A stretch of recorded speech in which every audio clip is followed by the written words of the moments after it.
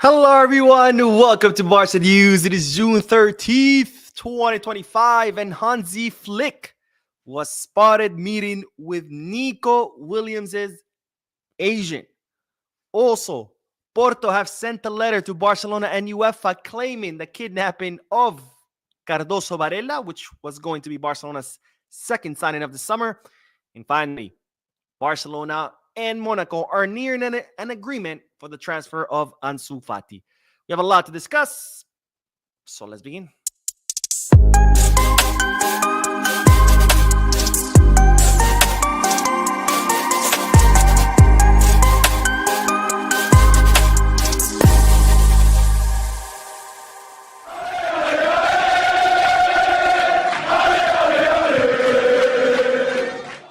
Hello, everyone. Welcome to the channel. My name is Mo. This is the Barca News live podcast, which is on every Mondays, Wednesdays, and Fridays, where not only we discuss Barcelona news, but where I also get to interact with you lovely people in the chat section by reading your comments, answering your questions, and getting the discussion going. For those of you who will be watching when this podcast ends, I will be putting timestamps in the description and chapters in the timeline in case you do want to skip through the discussion and get straight into the news. Having said all that, make sure to hit the like button, subscribe to the channel, drop a comment. If you are looking for any Barcelona jerseys or merchandise, make sure to hit the Goal Kids, Kickback, or Fanatics. If you are looking to place any sports bets, make sure to bet us. All links are down below in the description. You click on them and get access to some pretty cool deals and offers, courtesy of Barca News. All right, and by the way, speaking of podcasts, don't forget, tomorrow, June 14th, will be the first episode ever of the MoCast. Yes, that's what we're calling it. Gonna call it the MoCast, which is the podcast only exclusive for channel members. It starts tomorrow, 12 p.m. Eastern Standard Time, where it's gonna be more of an informal setting and where you, the watcher, will get to dictate what we talk about. I'm very, very excited for this new edition or this new segment of this channel. We'll see how it goes. I've never done anything like that, so I'm very curious and excited, and we'll see what happens. So I'll see you guys tomorrow, 12 p.m. Eastern Standard Time. Again, only for channel members. If you are not a member yet, you can become one by clicking on the join button, which is in the home tab. All right, let's begin with the news. And as always, the first segment of this podcast is composed of several bits of news, starting with the news that Hansi Flick still wants Thiago Alcantara to join his staff. If you've forgotten already, because it happened a long time ago, or at least it feels like it happened a long time ago. It was last summer. But Flick requested that Thiago Alcantara join his staff during the summer. At first, the former player was hesitant because he had just announced his retirement from football. Eventually, he agreed, but he agreed that he was only going to come for a very short period of time. Initially, it was going to be just until the season begins, and then eventually he kind of agreed to stay longer. But unfortunately, due to tax problems, he had to go back to the UK because he had just received, a payment for his contract rescission with Liverpool. So due to tax laws, he had to stay in the UK until the end of the year, until the end of 2024. So he went back to the UK for tax purposes. He stayed there until the end of the year. There were talks about Thiago Alcantara joining Barcelona back up in the winter transfer market during January. That did not materialize. But despite that, it's reported that Hansi Flick still wants Thiago Alcantara to join his staff. And in fact, the two of them met. Seems that Hansi Flick invited all of his staff to Formentera. If you don't know what Formentera is, it's a small Spanish island located in the Mediterranean. Looks like Flick is very generous with his staff. First, we heard about Flick getting that bonus for winning La Liga, and instead of spending it, he split his whole bonus amongst his staff. And now it looks like he invited his whole staff and took them to Formentera, to this island in the Mediterranean, to thank them for all their hard work, to celebrate the season. And amongst the invitees was Thiago Alcantara, where Hansi Flick invited him to, because, of course, even though he wasn't here for the whole season, he was part of the season. He was there for the preseason. He helped the players. He acted kind of like that bridge between Flick and the players because, of course, Thiago Alcantara came up through the academy. He's very familiar with how things work within the club. He also speaks German and Spanish and Catalan. So he was kind of like the bridge between the two. So he invited him there. And during this trip to Formentera, Hansi Flick told Thiago, look, man, I want you to join my staff. It looks like Thiago is open to join. So that's kind of like what they talked about, like how can this happen? How can they move forward what kind of role Thiago Alcantara would have on Hansi Flick's staff. So for now, the conversations are going well. We don't know if this is going to materialize or not, but just know that Flick wants Thiago Alcantara to join his staff, and there is current conversation between the two to make this happen. Now, more news, and this is in regards to the UEFA sanction. I talked about this in a previous video. As you know, UEFA decided to sanction Barcelona 60 million euros for violations of the financial fair play because Barcelona activated those economic levers where they sold assets, their own assets, like 25% of TV rights. What else? It was like 49% of Barca Vision. So they sold their own assets in order to generate money because the club was in a bad financial situation. They counted that money as operational income, which is allowed under La Liga rules, or it was allowed under the La Liga rules at the time. Not anymore. La Liga changed its rules. But under UEFA rules, that was not allowed. Selling your own assets and counting that income as operational income is not allowed under UEFA financial fair play rules. It has to be counted as a separate category as income from the sale of assets or something like that. So since Barcelona counted it as income from operational income, UEFA fined Barcelona last summer €500,000. Barcelona appealed it. They lost the appeal, so they had to pay it. And now, since they did it again, UEFA decided to fine Barcelona 60 million euros. Jean Laporta traveled to the final of the Nations League, where he met with Seferin, the president of UEFA, and he negotiated the reduction of that fine from 60 million to 15 million euros. And as I told you in that video, it's kind of bittersweet news because on one hand, it's good news that it's 15 instead of 60, but on the other hand, it's still 15 million euros. It's a lot of money. But of course, as I also told you in that video, that fine is not final. As part of the agreement for UEFA reducing their fine is for Barcelona to comply with financial fair play rules of UEFA. If they don't, that fine goes back up to 60 million euros. Well, now we have a little bit more details of what UEFA want Barcelona to comply with. For example, Barcelona are not going to be able to count, the income of any sale of assets. They can only count the income from the stadium revenue, the income from the sale of players, or from reduction of salaries. And also, Barcelona will be under the microscope for the next 3 years. UEFA will be monitoring everything that Barcelona does as far as financial fair play for the next 3 years. And if Barcelona violate not only UEFA's financial fair play, but La Liga's financial fair play rules, then that fine goes back up to 60 million euros. So we're nowhere out of the red zone. Barcelona are going to have to be very careful. They're going to have to comply with both La Liga and UEFA's financial fair play to keep the fine at 15 million euros. Because if they commit more infractions, it goes up to 60. Plus, they could get more fines. For example, reduction of points in a Champions League. Also, the restriction of how many players they can register for the Champions League. So things could get very complicated if Barcelona do not follow the financial fair play rules. Now, the last bit of news is in regards to Osasuna, because Osasuna has lost their appeal that they brought up to the arbitration court. Now, if you don't know what I'm talking about, Osasuna brought a complaint to the Royal Spanish Football Federation claiming that Íñigo Martínez should not have been allowed to play in the match against them because the FIFA international break had just ended. And during that FIFA international break, Spain had called up Íñigo, but Íñigo got injured, so he got released. They called up someone else in his place, Lenormand. And after the FIFA international break was over, Íñigo played the match against Osasuna, which was the first match after that FIFA international break. And Osasuna alleged that Íñigo should have not been allowed to play because there is a rule, FIFA, that says players who don't answer the call to their international squads cannot play with their clubs during the 5 days after the break is over. And the match against Osasuna was during those 5 days after the break was over. But what the difference is that it's not that Íñigo refused to answer the call of Spain. He got injured and he got released. So the Royal Spanish Football Federation rejected that complaint by Osasuna. Osasuna appealed to the arbitration board of the Royal Spanish Football Federation. They lost that as well.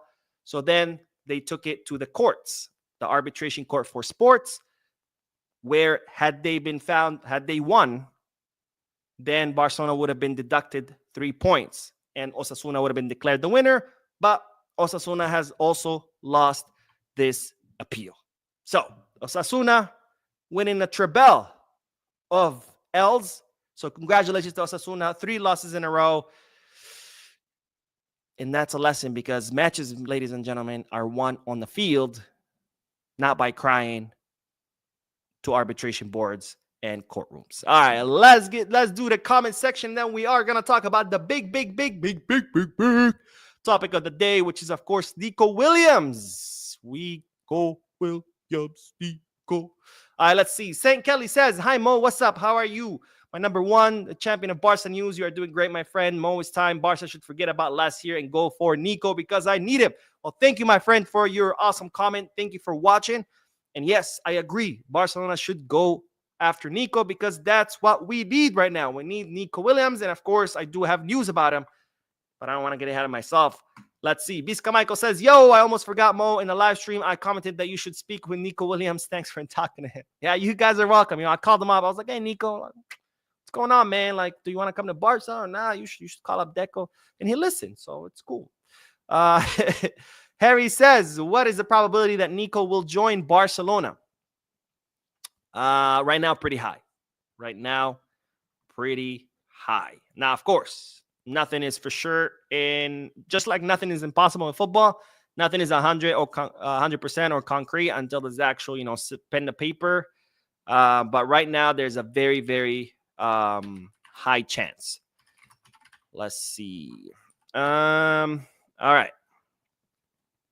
What else? Justice Bayo says, "Hello, Mo. I'm Justice Hoyo from Gambia. Any news about Nico Williams?" Yes, we have news, and that's what we're going to talk about in a little bit. All right, let's see. Guy says, "Hi, finally made it to a live after so long." Well, welcome, my friend. Welcome. And Leo says, "If Nico Williams signs, how difficult would it be for Barcelona to register?" That's a good question, obviously. It's all going to depend on whether we achieve the 1-1 rule. And it's also going to depend on our exits, right? Right now, we were able to terminate the contract of Lenglet. That was huge because that was a very big salary that was taking up a lot of space on the wage bill. So that's one. Two, Ansu Fati. That's another huge salary. So if we can offload Ansu Fati, that's more space that we can use to register Nico. Then there's Ter Stegen, right? Ter Stegen also has a big salary. Not as big as Lenglet's or Ansu's, but still a pretty big salary. Right now, obviously, Ter Stegen is refusing to leave, but if he does leave, that's even more space. So between those three players, I think that would be enough to register the contracts of Nico and Joan Garcia. Now, of course, I can't say 100% for sure because we still have to wait until the end of the fiscal year, which ends on June 30th, to see what Barcelona's finances look like, because achieving the 1-1 is going to be important. Why? Because when you remove a salary of a player because you offloaded him, sold him, whatever, under the 1-1 rule, you can use the entire space they left on the wage bill to register someone else. If you're not under the 1-1 rule, you can only use a portion. So, for example, if a player's salary is 10 million, you sell him under the 1-1. Now you have 10 million available to register someone else. If you're not under the 1-1, like right now, Barcelona can only use 60%. That means if the player who's 10 million euro salary leaves, then you don't have the full 10 million to register someone else. You only have 6 million. So that's why it's important to achieve the 1-1. We'll find out on July 1st if we are under the 1-1 or not. And also, we'll see as far as our exits, right? We still need to get rid of Ansu. If Ter Stegen leaves, that also will help. All right, let's get back to the news because I know all of you are awaiting this huge bombshell because, ladies and gentlemen, today, Carlos Monfort from Sports, which is a media outlet in Spain, broke the bombshell that Nico Williams' agent, Alex Tainta, had been spotted at a local hotel in Barcelona meeting with Barcelona's sporting director, Deco. And with this news, it's official. The operation to sign Nico Williams is back on the table. I repeat that. The operation to sign Nico Williams is back on the table after Alex Tainta, Nico Williams' agent, was spotted today meeting with Barcelona sporting director Deco at a local hotel in the city of Barcelona. Now, it seems that what prompted this meeting was that Nico Williams, the player himself, requested from his agent, Alex Tainta, to start negotiating with Barcelona because he wanted to come to Barca. He dreams of coming to Barca. He's dying to play at Barca. And as such, he requested, this was per the player's request, that Alex Tainta start negotiating with Barcelona. And as such, Alex Tainta traveled to the city of Barcelona, where he met with Deco in order to, announce to the club, hey, Nico wants to come. He's fully committed. The number one priority for Nico Williams is Barcelona. Now, as you know, Nico Williams has plenty of other clubs after him, including Arsenal in the Premier League and Bayern Munich in the Bundesliga, two clubs who have been negotiating aggressively with Nico Williams. They want him to join. They're trying to convince him to join. But as you know, Nico Williams always prioritized staying in La Liga. And now his number one priority, which is what he has told his agent, is Barcelona. Not Arsenal, not Bayern, not Athletic Club de Bilbao, not Madrid. They try to sell us that story at the beginning of June. No. His number one priority is FC Barcelona. Nico wants to come to Barca. He dreams of playing for Barca, and he has told his agent to make it happen. Now, reports are stating that Nico is willing to reduce his salary to come to Barcelona, and this is where the confusion kind of happens. And this is something I talked about in the channel before. And I said the following, and this news confirms it, that Nico has two salary demands. He has one for Premier League clubs and the Bundesliga, so Bayern and Arsenal, and another salary demand for clubs in La Liga, aka Barca or Athletic Club de Bilbao. Why? Because Nico prefers to stay in La Liga. And if he's going to go outside La Liga, it might as well be for a lot of money. And that is why he told Arsenal, he told Bayern, he told Chelsea back when Chelsea contacted him. He told every club that reached out to him that he wanted 20 million euros gross. So in other words, 10 million euros net for him. But for Barcelona, it's a different story. He's not requesting the 20 million euros. And it's something I talked about because people kept saying, oh, Barcelona not going to be able to sign him. His salary expectations are too high. I said, no, that's not the case. There are two different salary expectations. One for outside clubs, one for La Liga clubs. For Barca, Nico is willing to accept 12 million euros gross. In other words, 6 million euros net. So kind of like what Gabi earns. So Nico would be earning the same as Gabi. Nothing out of this world. 6 million euros net. Wants to come. Has told his agent wants to come. And here's the kicker. It was revealed later on in the day, after the news broke, that Deco had met with Alex Tainta, that Hansi Flick has already spoken to Nico Williams and has already explained to him what the project is about and what would Nico's role be in the project. Now, this is important. Why? Because this means that Hansi Flick is on board for the signing of Nico. Otherwise, why would he bother to call the player and explain all of this to him? So at this moment, things are going pretty well. They're looking pretty good for Barca. The player wants to come to Barcelona. He's willing to accept a lower salary than what he was demanding from outside clubs. Flick already talked to him, and this operation is back on the table. Now, of course, Barcelona would have to pay his release clause, which is pretty high, 58 million euros. But between this and the options that were being considered, like 85 for Luis Diaz, which Barcelona were not willing to pay, but still, Rashford, I think Nico Williams is the right choice. Nico Williams is young, is 22 years old. He has a very high ceiling, has lots of potential. He plays very well with Spain, which is the very similar system to how Barcelona plays under Flick. He has really great chemistry on the field with Barcelona players like Lamine, Pedri, Dani Olmo. So this is going to be a big boost for Barcelona. We need a left winger, and I can't imagine a better fit than Nico Williams, someone that has also played his entire career in Spain. So now we're talking about, he doesn't have to adjust to Spanish football because he's already played in Spain his whole life. He doesn't have to adjust to Barcelona because he plays a very similar system with Spain. He doesn't have to adjust to his new teammates because many of them are his current teammates on the Spanish national team. And again, he's only 22 years old. And if we're trying to build a squad that's young, that's full of promising players so we can have a team for a very long time. I think Nico Williams is the right decision over all the other options that were being considered, whether it be Luis Diaz, Marcus Rashford, or even Lookman himself. All right, let's do the comment section. Let's see what everyone thinks. But ladies and gentlemen, this operation is back on the table and it needs to happen. None of this bullshit. Oh, my feelings are hurt because he rejected us. Blah, blah, blah, blah. Let's be grown-ups. Let's think about what's best for the club. And what's best for the club is Nico Williams. So set your whole ego aside. Set your feelings aside because this is not about you, Mr. Jean Laporta. I know you feel hurt and betrayed, but guess what? What's best for the club is not what's best for your ego. So set your ego aside. Set your hurt feelings aside. Think about what's best for the club. What's best for the club, his name is Nico Williams. Let's make this signing happen, and let's see what happens. Iñigo Martinez. All right. Iñigo celebrating that the court rejected Osasuna's appeal, and he came to the channel to celebrate with us. Let's go. Says Nico Williams is the best option for Barcelona. Would have Spain front three at the point, and he links up well with Pedri and Yamal. I agree 100%. Street Fighter says, hagan click en me gusta, chicos. Oh, hagan click en me gusta, chicos, de botón. Yes, please. Click the like button.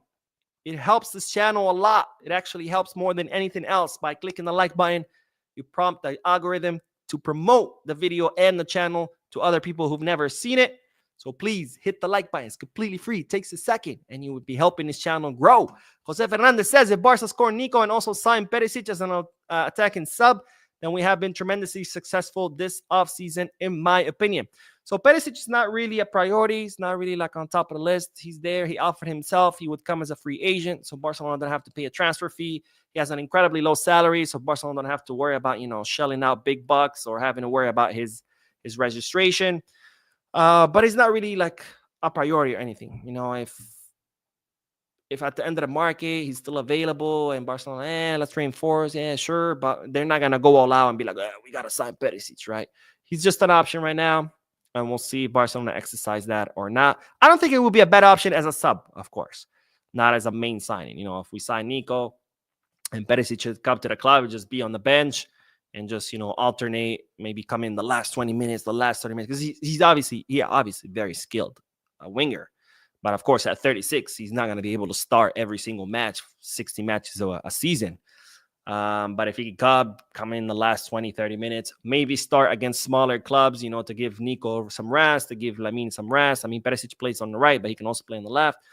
It wouldn't be a bad idea, but we'll see. We also have very limited financial fair play.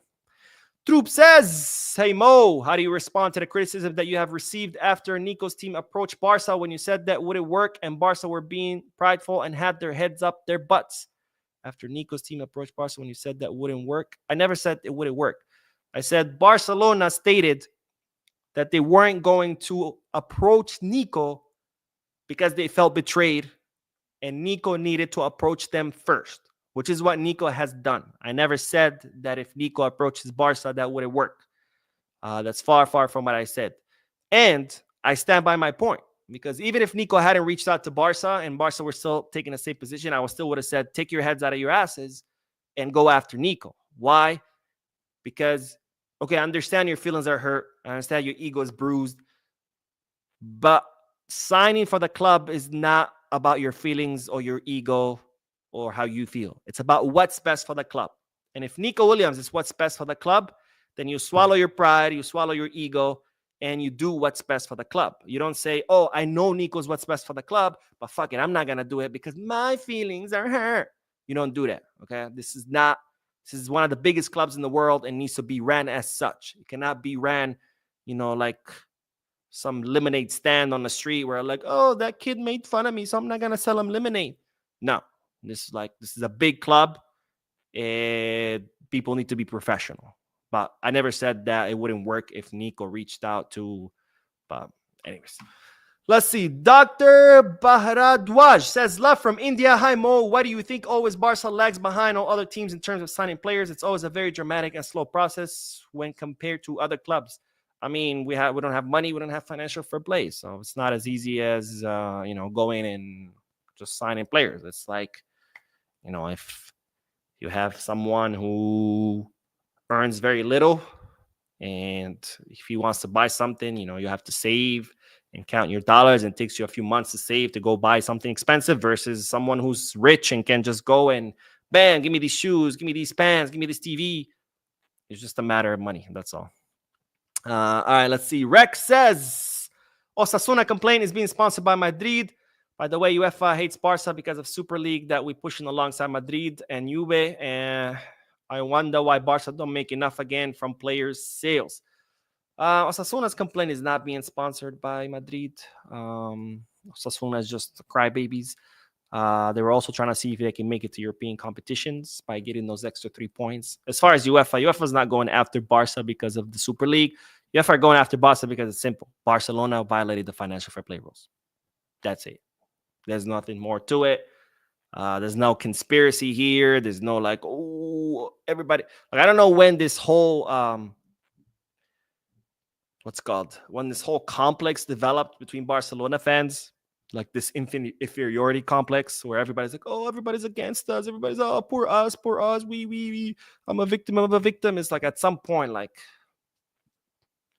are there forces that are against Barca in Spain? Sure. But not everything is a conspiracy. UEFA are fining Barca because Barcelona violated the rules. Simple as that. If you're speeding going 90 miles an hour in a 60 and you get pulled over, it's not because the cop hates you or because you're a victim or poor who, because you were speeding. Okay. So Barcelona broke the rules. Barcelona are getting fined. Simple as that. All right, let's get back to the news because this one is it's a doozy. It's a doozy because it involves a player that was, well, he could still be, but a player that was becoming very close to becoming Barcelona's second signing, and someone who Porto are currently alleging that was kidnapped by his agent. Yes, this one is a doozy. So strap your seatbelts on because we're in for a ride. Now, we talked about Cardoso Varela several times by now. We talked about him last summer when Barcelona were very close to signing him. Talked to you about him, I think it was 2 or 3 days ago.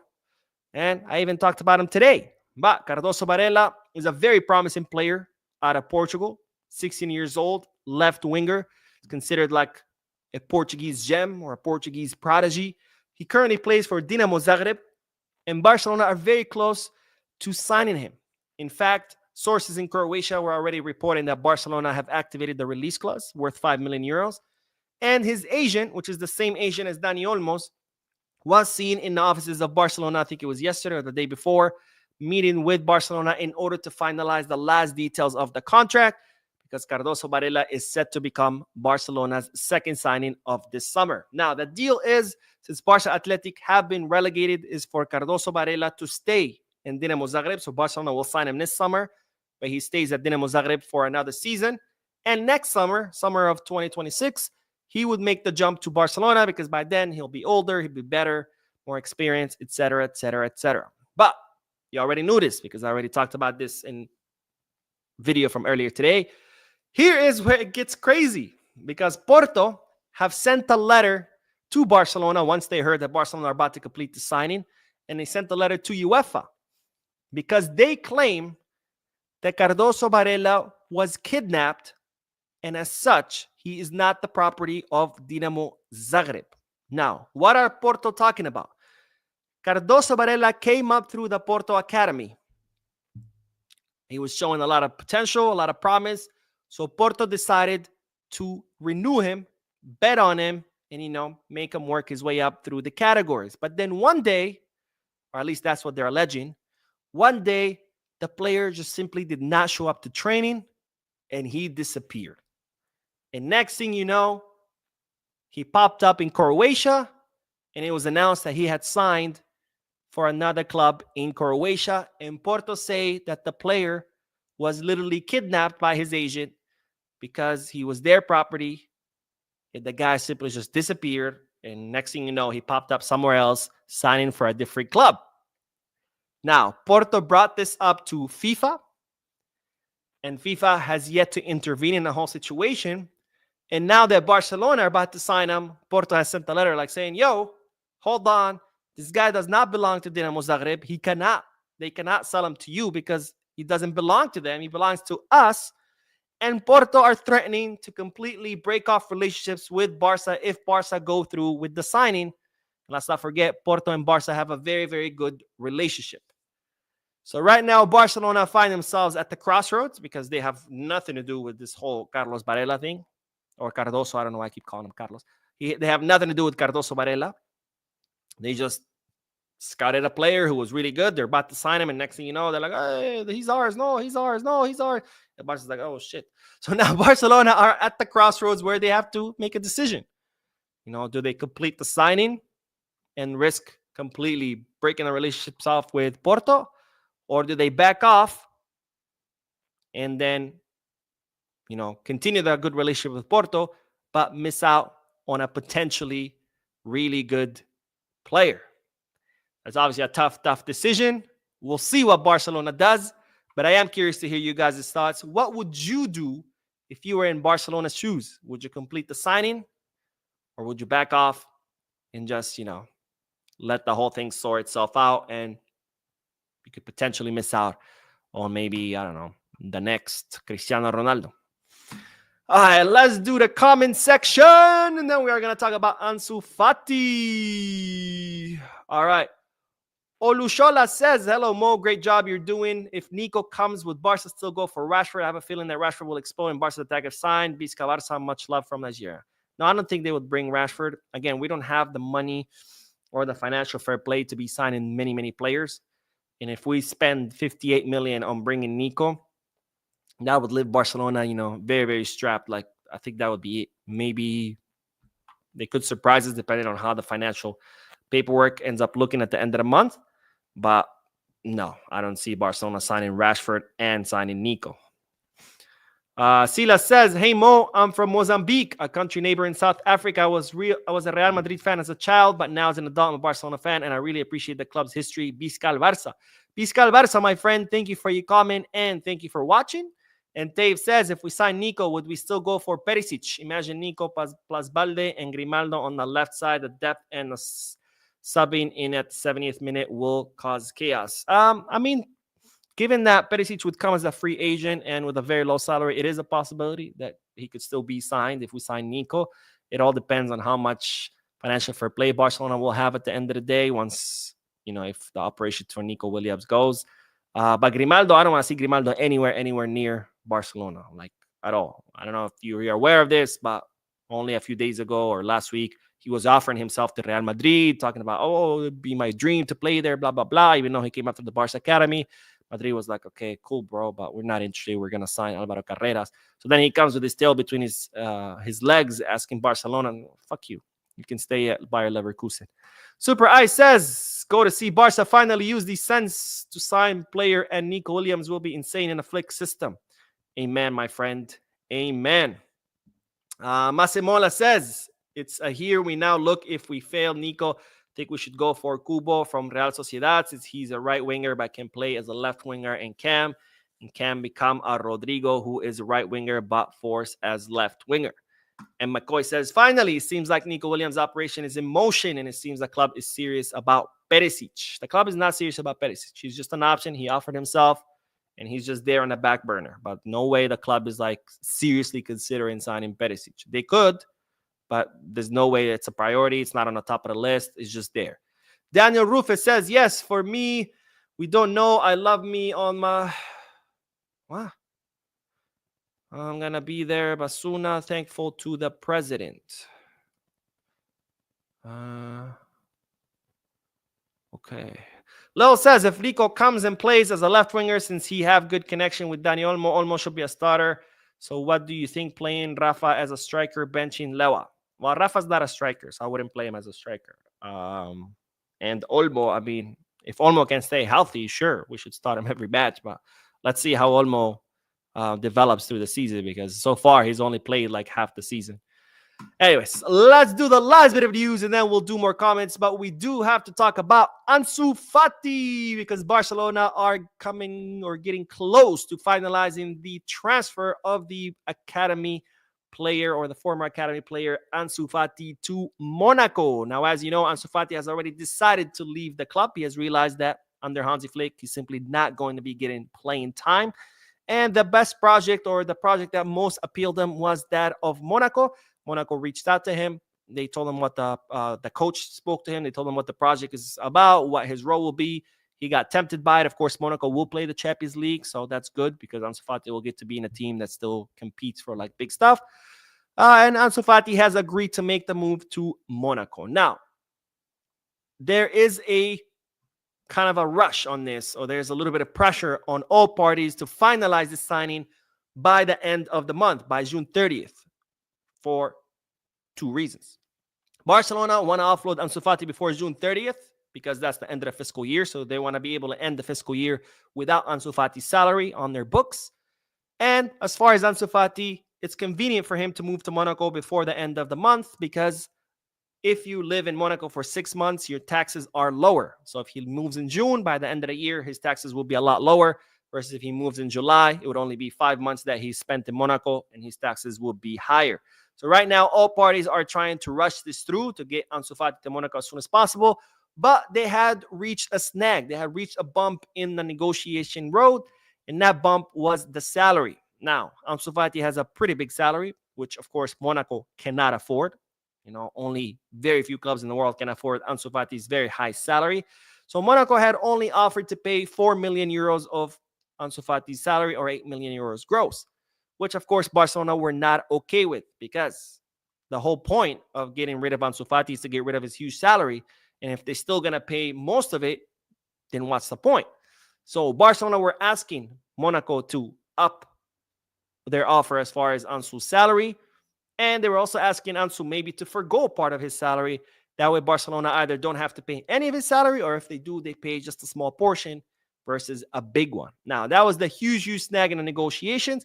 It's being reported now that that snag has been resolved, that all parties are very close on finalizing an agreement. We still don't know what the details are, how much Monaco is going to pay as far as Ansu Fati's salary, but the news is that this deal is very, very close to being finalized.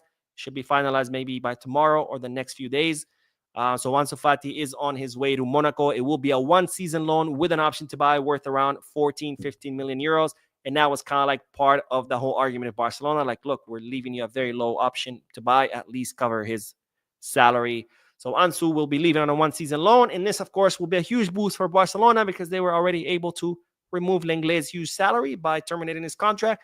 And now this is another salary that they'll be able to take off their books. And all this will leave space for Barcelona to register players like Joan Garcia, who should be announced pretty soon. And, of course, Nico Williams if the operation is successful. All right, that is all the news for this live. Let's do comments, and then we'll end this. But we do have two donations. First, from Sapphire Manga. Thank you so much, my friend, for your generosity. But Sapphire Manga says, hi, Mo, is Barca the only team owned by their members? No, there's more clubs owned by their members, but they're not much. Let me see. But there are, all clubs. But there are other clubs. I know that for sure. Owned by their members. Let's see. What other clubs are owned by their members? Let's see. Agree and close. This has like the list of clubs from all of us. So there's Boca Juniors and River Plate in Argentina. SV Austria Salzburg, obviously in Austria. In Brazil, there's Flamengo, Fluminense, Palmeiras, Santos, Sao Paulo, Internacional, Atlético Mineiro, Corinthians, and Gremio. There's Hajduk Split. I think that's Croatia, if I'm not mistaken. Barcelona SC, which is in Ecuador. In England, you have Exeter City, Chesterfield, AFC, Rushden and Diamonds, Bury FC, Darlington FC, Hereford FC, AFC Wimbledon, FC United of Manchester, Accrington, Stanley, Luton Town, Norwich City, Swansea City, York City, Wrexham AFC. There's Scottish teams like Celtic, Rangers. Let's see, in Germany, where is it? So in Germany, they have kind of like where fans are majority control. Like Bayern, Dortmund, Frankfurt. So yeah, there's a lot. In Portugal is Porto, Benfica, Sporting.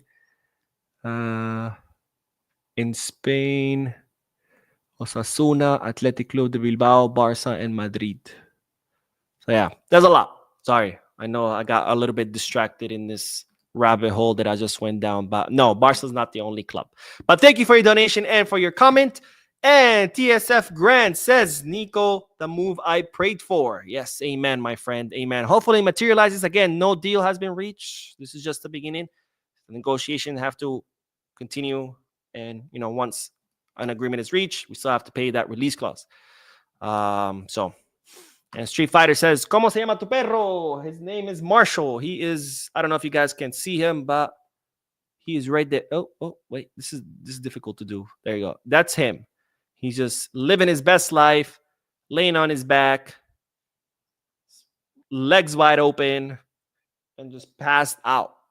I want to have his life. He doesn't have to work. He doesn't have to pay bills, doesn't have to clean, cook. I mean, that is the life. Not the Gamer says, Porto already took Nico. Alarcon, not surprised by they would kidnap our targets. Well, it's the opposite, right? Porto are saying that Cardoso Varela is their player and that it's his agent that kidnapped him and took him to Dinamo Zagreb. So I guess they're the ones who are victims of kidnapping here. And here they're alleging like little kidnapping. We're not talking about like Nico was not a kidnap. We offloaded Nico to Porto. Lord Wizard says, hey, Mo, glad to catch the podcast again. Perisic might be good free signing, but he will take minutes away from academy players like Dani Rodriguez when he recovers. Agreed. That's another thing you want to take into consideration.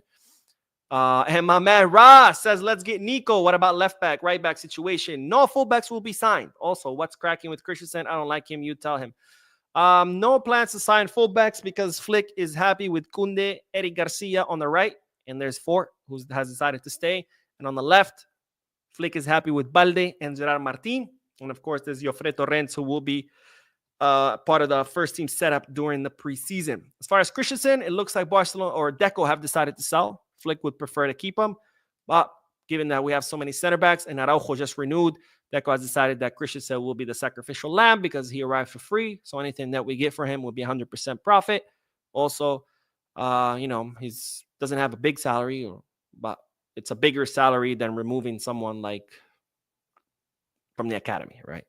So it's better he figured you get rid of Christensen, you make money off his transfer, you remove his salary, and he can be replaced by an academy player who very, very small salary and can still be a substitute. Let's see. Sulaiman says, this whole complex thing is a new issue with human beings recently. Who cares if anyone is against us as long as we are doing well and off the pitch? Pisca Barça. I agree, my friend. I don't know what it is, but it's like every day, like, oh, UEFA's against us, FIFA's against us, La Liga's against us, World Splash Football against us, my mom is against us. Like, yo, chill, man. What's up with not everything's a conspiracy, okay? Some things, it just happens, right? Shit happens. Luis Solano says, if we get Nico, then I agree we'll be strapped for cash. We need to confirm if Lenglet forgave his wages. I talked about this in the last video. Apparently, Barcelona paid him 1.5 million euros to rescind his contract. And would need Matt to do the same too in order to get a loan for Rashford or someone similar. I mean, we wouldn't need Rashford if we complete the Nico Williams, right? And we'll see what happens with Ter Stegen because he might want, he might not want to leave, period. And then even if he does, he might say, all right, rescind my contract, pay me the money, and I'll leave for free. So we're in for a long summer when it comes to Mark Ter Stegen. Jose Fernandez says, hey, Mo, what do you think about Iñigo, Cubarsí, Christian Araujo as our CB complement? Also, both are flexible. Christensen at DMF and Iñigo at left back. So it looks like Christensen, again, has been Deco wants to sell him. The player so far doesn't want to leave, but Deco wants to sell him. So if he does, it's going to have to be Iñigo, Cubarsí, Araujo, and then someone from the academy. We'll see. Costadin says, we need one forward only and try to maybe push Fermin forward too. This kid is talented and good that I think he can even be. No, he's too short to be a center forward. Center forwards need to be tall to be able to head the ball, and plus to be able to need to be a little bit more bigger to be able to fight defenders. Costadin says, man, I feel like Fermin and Rafinha are such dynamic players that even if you put the striker role, they will deliver fast and good. I just don't see it. Center forwards have certain characteristics that no other position has. And I don't know. I don't see it. Street Fighter says, sí, el Porto está enfadado porque fichamos a este chico, debe tener mucho talento. Signing is not done. We have not fully signed Varela. It's very, very close. We'll see if Barcelona will go through with it or whether they're going to, back off after what happened with the whole Porto situation. But anyways, that is all, ladies and gentlemen. I know lately my podcasts have been an hour long, so I decided to keep this one shorter. It's still 45 minutes. But thank you guys for tuning in. Thank you for your comments, your likes, your subscriptions. We'll be posting another video later tonight with more news because, yes, there is more news. I posted 2 other videos before this one. Lots of news in there, too, so make sure to check them out. Don't forget to hit the like button, subscribe to the channel, drop a comment, and as always, Visca Barça.